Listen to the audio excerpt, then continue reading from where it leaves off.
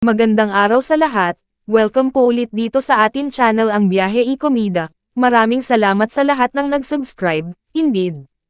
Punta tayo sa atin topic, May 6, 2025. Bea Alonzo naka-jackpot, sobrang lucky kung totoong jowa na si Vincent ko.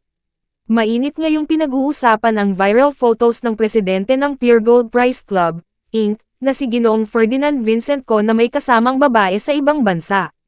Ang hula ng mga netizen, ang kasamang girl ni Vincent ay si Bea Alonzo base sa mga larawang nagtugmang kasuotan nito na pinost naman niya sa kanyang Instagram account.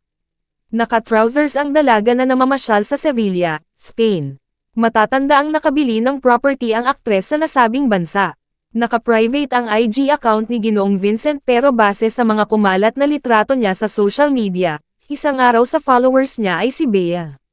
Ayon sa taong aming nakausap na kilala ang presidente ng Pure Gold, kung sakaling si Bea nga ang tinutukoy na kasama ni Vincent ko ay, whoever he picks to marry is the luckiest woman on earth.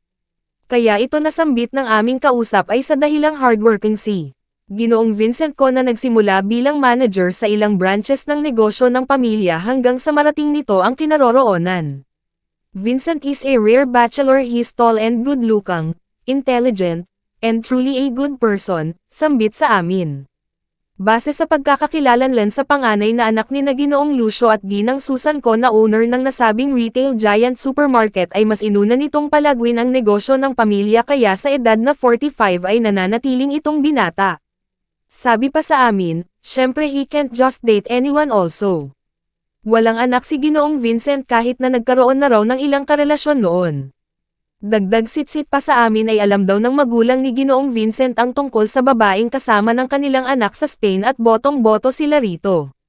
Tanong namin sa aming kausap kung kailan kaya ang big reveal ni Ginoong Vincent sa kanyang lucky girl. Hahaha, ang tanging sagot ng aming kausap. Bisitahin ang website ng Bandera Showbiz Chika, balita at dito sa atin YouTube channel para sa kabang-abang na big reveal. At yan ang atin latest Showbiz Chika update for today, huwag kalimutan mag-subscribe. Click the notification bell for more Showbiz Chika updates, like and share the video at suportahan po ang atin Facebook page. Maraming salamat sa lahat ng nag-subscribe, indeed. Magandang buhay sa lahat, adios.